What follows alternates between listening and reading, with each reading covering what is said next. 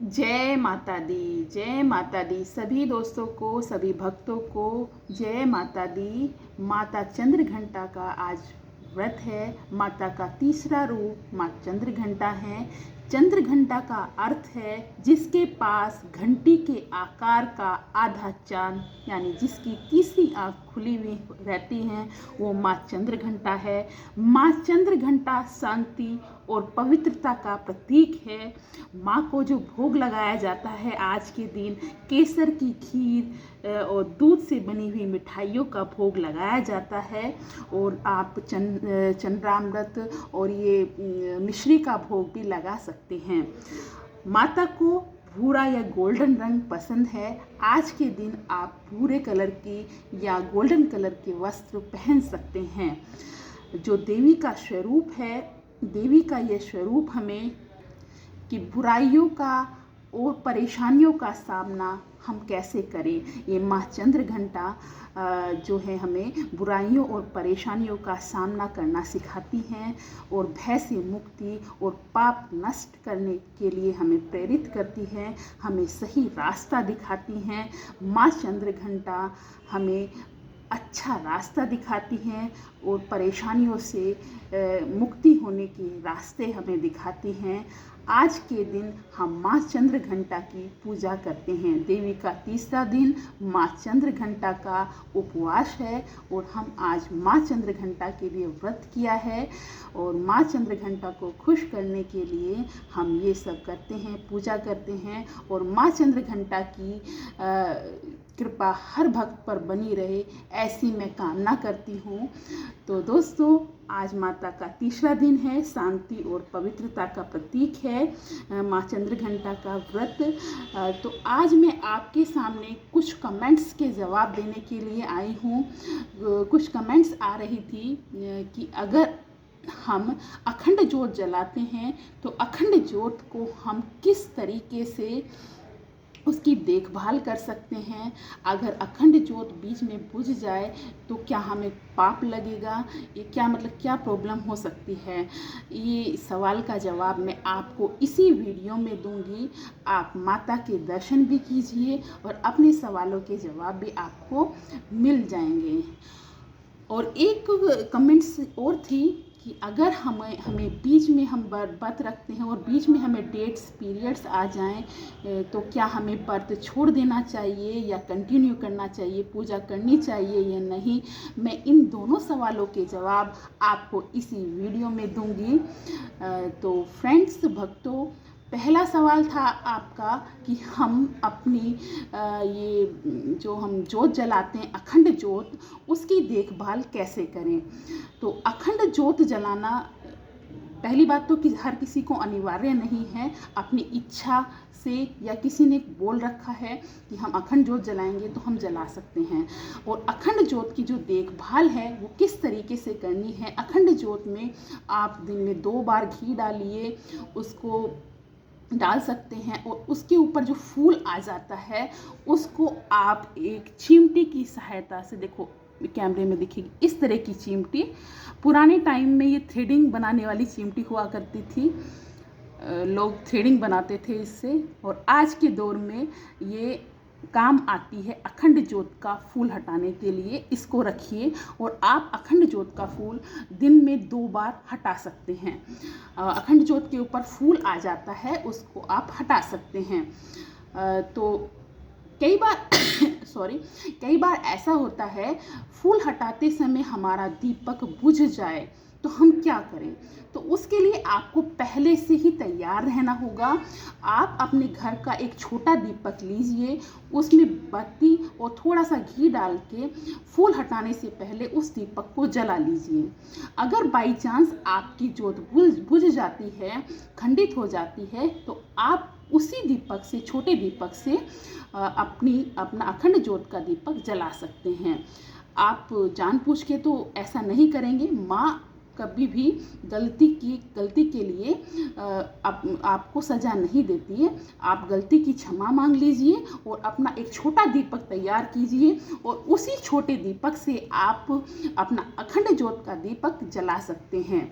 और कोई भी अगर गलती होती है तो आप दुर्गा सप्तशती में सप्तशती के पाठ में क्षमा याचना है, आप क्षमा याचना कर सकते हैं।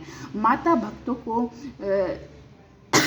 आप श्रद्धा रखिए, अपने भक्तों से हमेशा खुश रहती है, सही रास्ते पे चलिए और जो भी है अच्छा करने की कोशिश कीजिए, अपने मन में अच्छे विचार रखिए, ब्रह्मचर्य का पालन कीजिए और आप ये सब करेंगे तो माँ आपसे प्रसन्न होगी। अगर छोटी छोटी गलती हो जाती है, माँ अपने भक्तों को क्षमा कर देती है।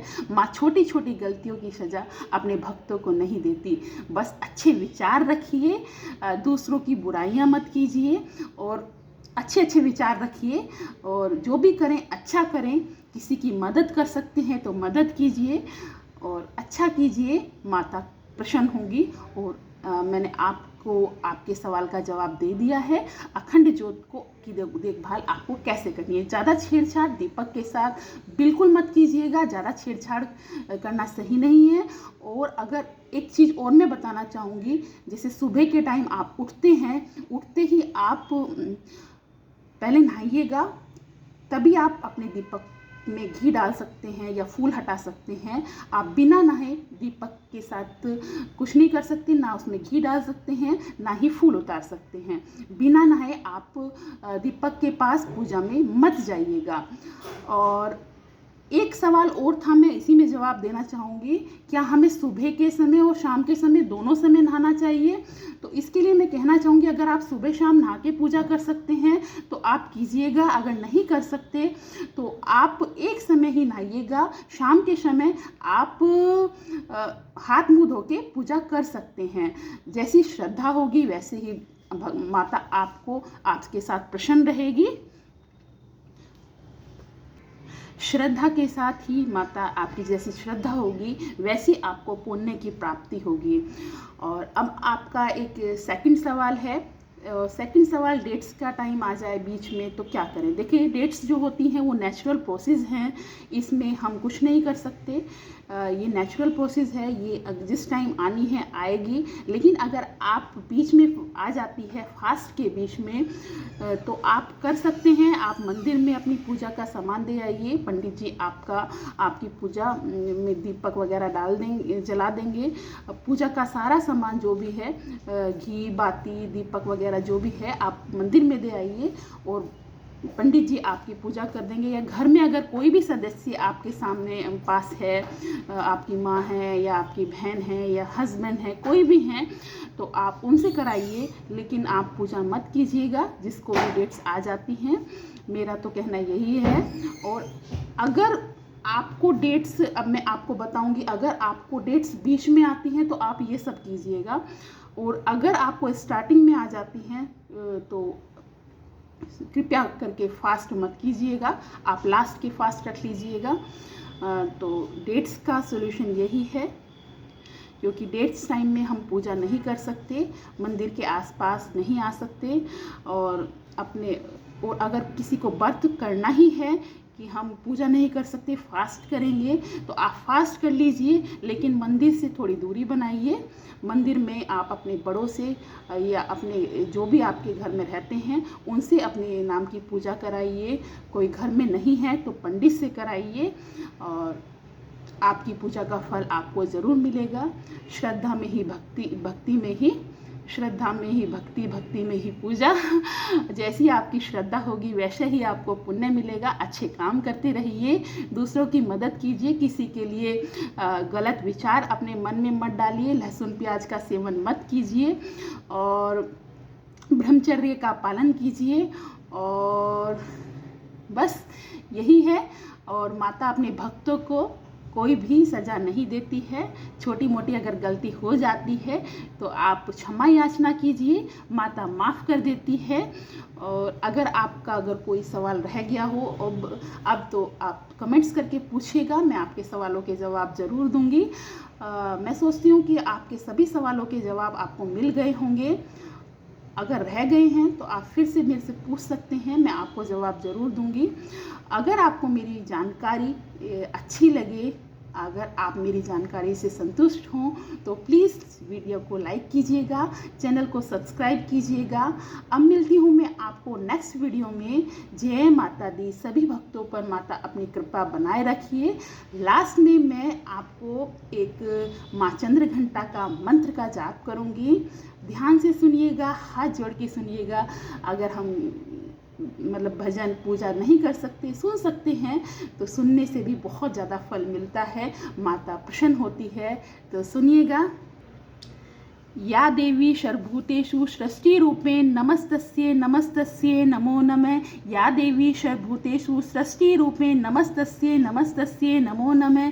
या देवी सर्वभूतेषु सृष्टिरूपेण नमस्तस्यै नमस्तस्यै नमो नमः। या देवी सृष्टिरूपेण नमस्तस्यै नमस्तस्यै नमो नमः। तो फ्रेंड्स, बाय बाय। जय माता की। गला थोड़ा ख़राब है, माफ़ कीजिएगा। Bye bye.